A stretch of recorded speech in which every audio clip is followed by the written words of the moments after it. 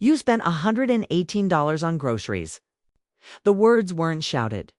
Darren never needed to raise his voice. The disgust was sharper than volume, cutting into the air between us as if he had flung a blade. He held the receipt up like it was proof of a crime, the paper trembling in his hand, not because he was nervous, but because he was too angry to be still. I sat at the table, my palms folded carefully in my lap. The steam from the coffee pot curled upward, soft and unbothered, drifting between us. A part of me wanted to close my eyes and focus only on that steam, to pretend I hadn't just been reduced to an accountant caught stealing from a register.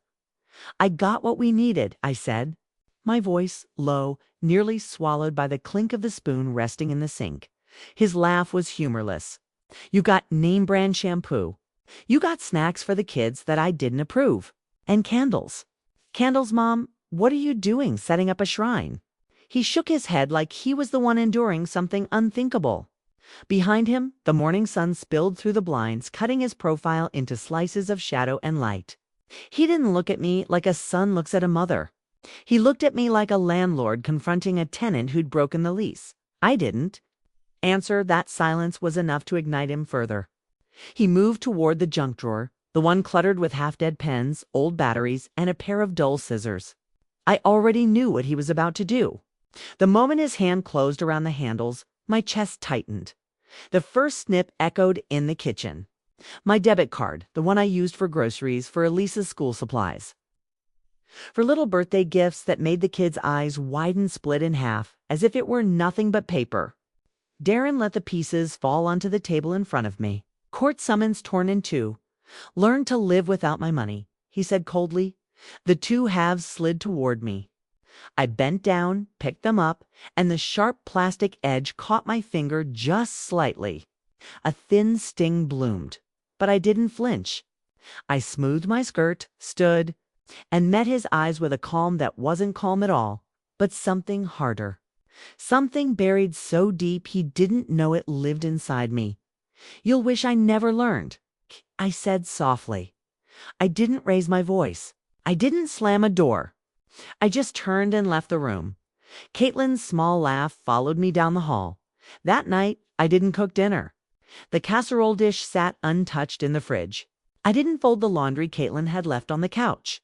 I didn't hover over homework or wash the mugs from their second pot of coffee. I closed my bedroom door and turned off the light before 9. The silence that followed was heavier than any argument could have been. I lay there, staring into the dark, and I thought of the word temporary. Darren's word, not mine. 2 years ago, when I moved into this house, he'd said it was just until the restaurant stabilized, just until they could breathe. I signed over the check from the sale of my home without hesitation. No paperwork, no questions, just trust. The money went toward remodeling, stabilizing the business, keeping his dream afloat. They gave me the guest suite. It had a good window that looked out on the backyard where Elise and Noah played tag until their laughter grew sharp in the air. I bought myself a soft gray comforter on sale, thinking it would feel like a fresh start. A place to help raise my grandchildren, a room to call my own. Now that comforter is gone. This morning, Caitlin dropped a floral one onto the bed. "The gray clashes with the rest of the house," she said, as if it were hers to decide. I sat on the edge of the bed that evening, staring at the stiff, loud pattern swallowing up my space. The sheets tucked too tightly, the edges strangling what used to be mine.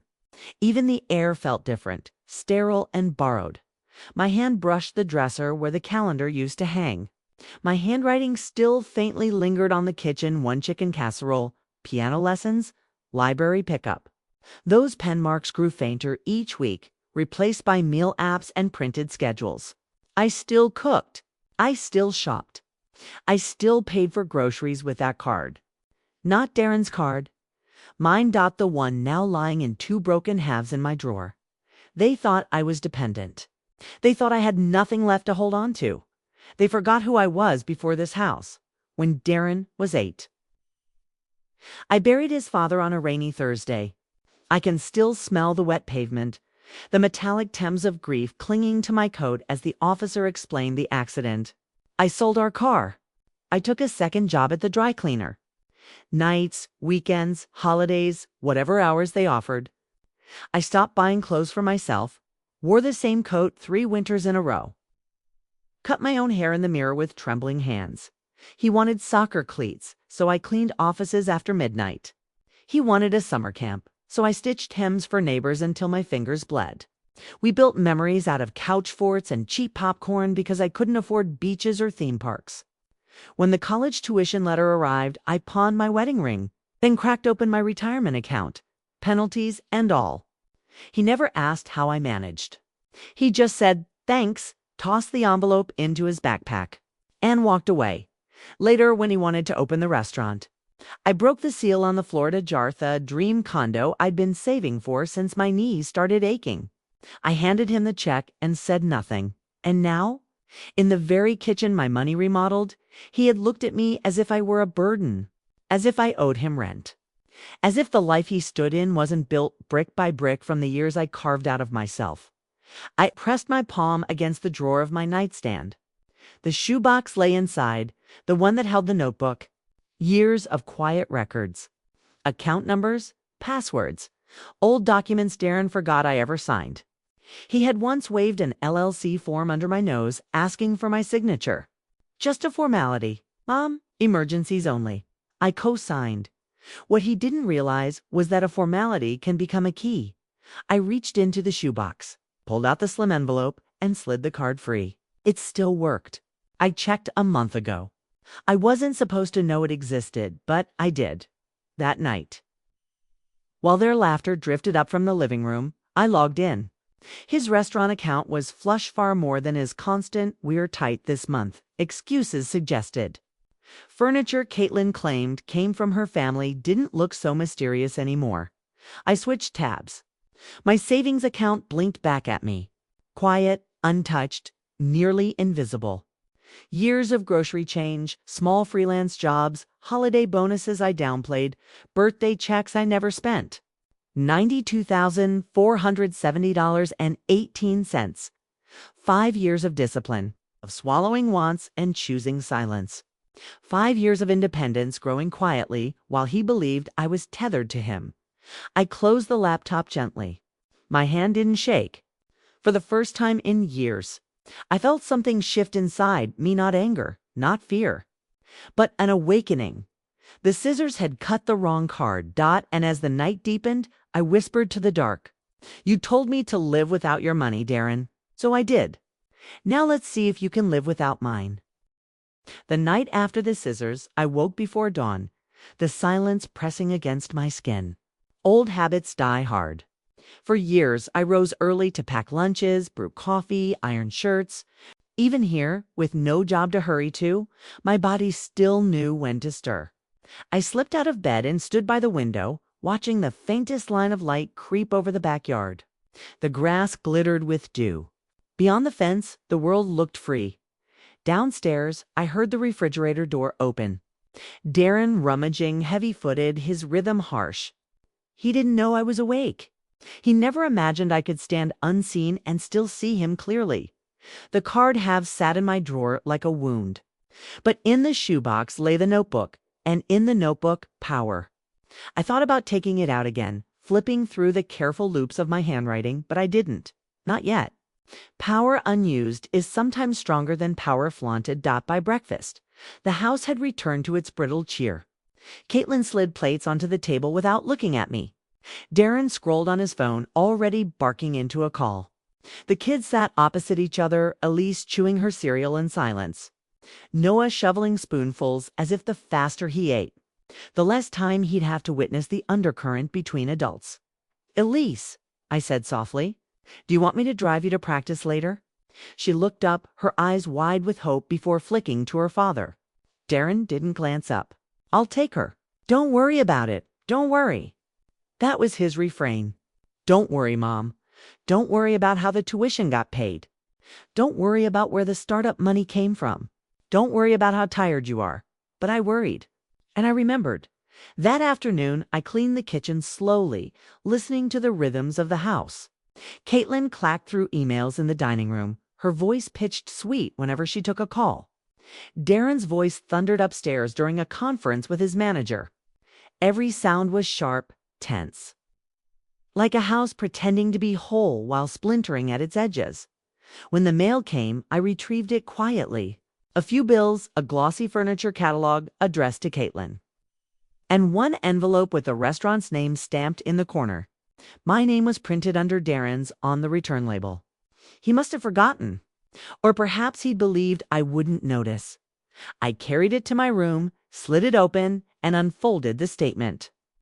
My stomach tightened. Transfers, line after line. Vague descriptions, mismatched routing numbers.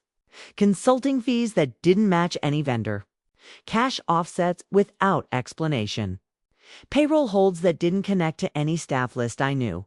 I traced the numbers with my finger. The way I used to trace Elisa's back when she was a baby, soothing her to sleep. But these figures didn't soothe, they whispered.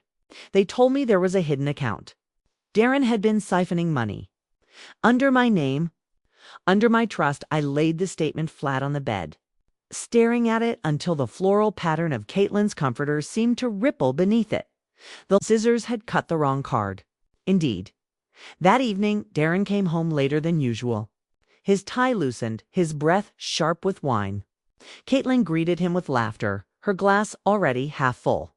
I busied myself with the dishes, listening as they chatted about tight budgets and needing to downsize. Elise sat at the table, her piano book open but untouched. Her small hands fidgeted with the corner of the page. They canceled my lessons.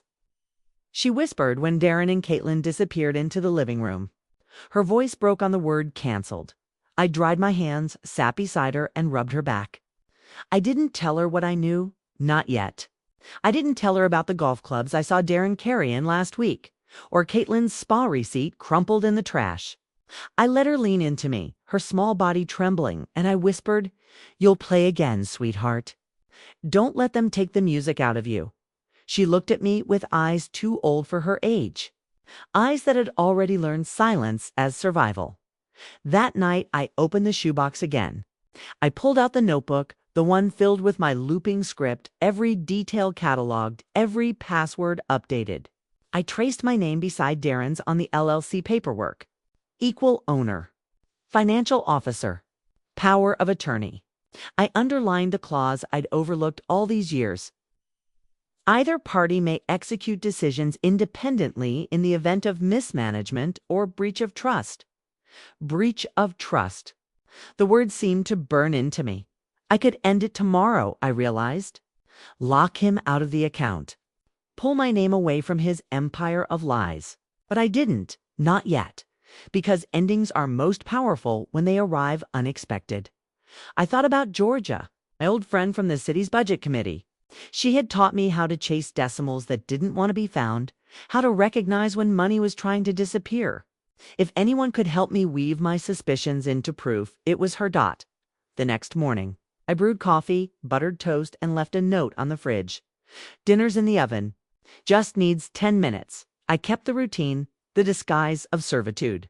But inside, the ledger was shifting. The woman Darren thought he could erase was sharpening her pencil, balancing her columns, preparing her final entry. Caitlin's laughter trickled up the stairs that evening. Darren's voice followed, low and smug. "I've caught fragments. She's still here, taking up space. Don't need her anymore. I didn't let my breath catch." I rinsed the dishes slowly, wiped the counter clean, and listened until their voices blended into a dull hum. In my room, I placed the LLC folder on the desk. Not hidden this time. Not tucked away. The line hadn't been crossed yet, but I could see it looming. Tomorrow, I would meet Georgia. Tomorrow, I would place the first stone in the foundation of my freedom. And tomorrow, Darren would wake up believing I was still dependent, still small, still his to command. He would never hear the ticking until it was too late. The cafe smelled like roasted beans and burnt sugar, the kind of scent that could pull memories from deep storage. Georgia was already there. Her hair pulled into the same nonsense bun I remembered from committee meetings, her back straight, her glasses perched low on her nose as if daring the world to contradict her. When she saw me, her eyes softened. She didn't ask why I'd called after so many years. She just gestured to the seat across from her, where steam curled off a waiting cup of coffee. I slid the folder across the table without a word. My handwriting covered every page, printouts, screenshots, notes in looping script that had steadied me through nights when silence felt like a weight on my chest. Georgia flipped through the papers, her brow tightening with each page. Finally, she set them down, lifted her coffee, and said, "Marcella, you could still audit a state budget blindfolded." I managed to smile, but it didn't reach my eyes. It's easier to track money than emotions. She leaned closer, lowering her voice. "You know you can lock him out today. The paperwork is solid. You have the authority. One phone call, and he's finished." I didn't flinch. "I know. Then why haven't you?" The clatter of dishes filled the pause between us. I stirred sugar into my cup, watching the grains dissolve. Because I want to be sure I'm not acting out of anger. Anger burns out too quickly. I want to act out of truth. Georgia studied me, then nodded slowly. Truth cuts deeper. I nodded back. When I returned home, Darren's car was in the driveway, gleaming with a new wax job. Elisa's bicycle leaned against the porch railing, a tire half deflated. The contrast lodged in my throat.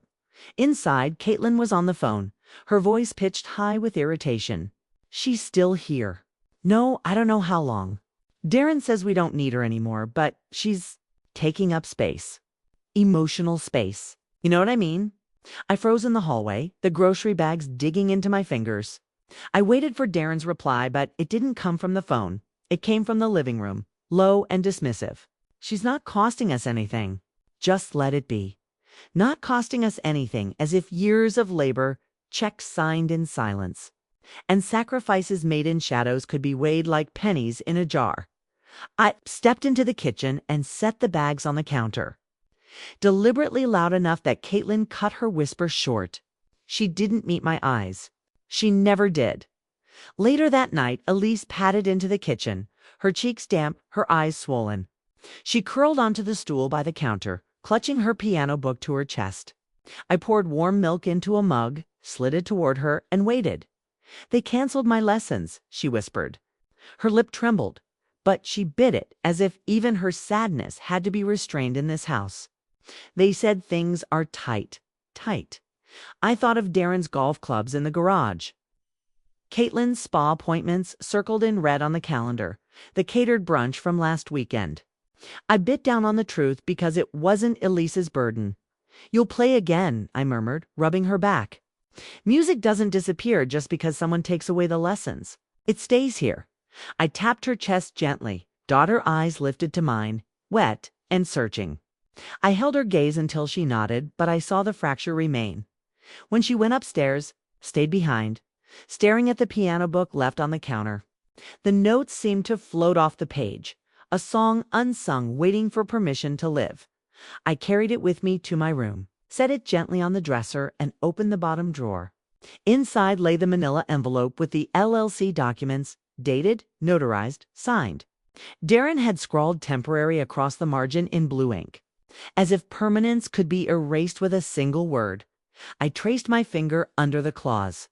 Either party may execute decisions independently in the event of mismanagement or breach of trust. The line wasn't just close anymore. It was here, pressed against my skin, waiting for me to step across. I thought of the Florida jar, the condo I'd never seen, the ring pawned 2 by tuition, the nights stitching hems under a dim lamp while Darren slept in his new cleats. I thought of every time I told myself love meant silence. Sacrifice meant loyalty, dependence meant family, and then I thought of Elise, whispering that her lessons were gone, her dream deferred by parents who had forgotten what sacrifice even meant. The breach had arrived the next day. Georgia was waiting, a thin folder beside her cup. She slid it toward me. "Everything you need. Documentation, legal precedent, step by step." I opened it, scanning the pages, each one a map out of the cage I'd been pushed into. "You could do it today," she said again. I closed the folder. "Not today. Not until it feels less like revenge and more like clarity." Georgia's eyes softened. "Marcella, sometimes revenge and clarity look the same. Just promise me you'll move before they erase you completely." I promised. That night, sat at my desk with the stationery box I'd once used to write letters to Darren at camp. Back then, I filled them with stickers, riddles, smiley faces. Now, I wrote in plain black ink on cream paper. No flourish, no frill, just facts. The tuition I'd covered, the value of my home sale, the restaurant startup funds, every grocery run, every field trip, every emergency pickup, every sacrifice written clearly, neatly, undeniable. The final paragraph, I wrote slowly. I was never your dependent. You were mine for longer than you'll ever admit. You told me to live without your money, so I did. And now I'm taking mine with me. I folded it carefully, placed it in an envelope, and set it beside my checkbook. The clock ticked past midnight. The house was quiet. Darren and Caitlin slept, certain their control was complete. But power doesn't shout. Power doesn't need permission. Power waits in silence, then moves like a blade through the dark. The morning the decision came, it didn't feel dramatic. No lightning split the sky. No trembling hands or racing pulse. Just sunlight slipping through the curtains and the certainty that this was the day. I dressed carefully. Not in defiance, but in dignity. A pressed blouse. The pearl earrings I hadn't worn since Darren's college graduation. The small gold watch my late husband had given me. Every piece was a reminder I existed before Darren's household. And I would exist after the folder Georgia had prepared sat neatly in my purse. The letter I had drafted was sealed, resting atop the shoebox in my drawer. Elise's piano book was beside it. Quiet promise. When the kids left for school and Darren for the restaurant, I called the bank. My voice was steady, my instructions precise. Authorization codes confirmed, legal documents verified. Within an hour, the accounts shifted. Darren's access revoked. My authority executed. The restaurant funds frozen pending review. The breach had been acknowledged not just by me, but by the law. By noon, I had packed 2 suitcases. Nothing more.